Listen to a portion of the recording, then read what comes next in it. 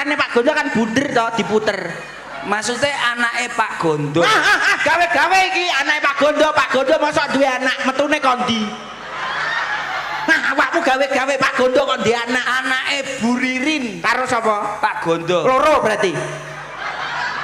Anake si iya Sing rabi loro. ora sito. Lah ya anake sapa? Bu Ririn Karo sapa? Pak Gondo. Lho loro. Sing meteng loro. Lah ya sing meteng loro. Ngene lho, Bu Ririn disuntik Pak Gondo meteng. Lah. Masa disuntik? Lah kowe ya ngomong ngono kuwi iki acarane iki tasakuran Lah ya manten. tasakuran mantene sapa? Bapak Mambu.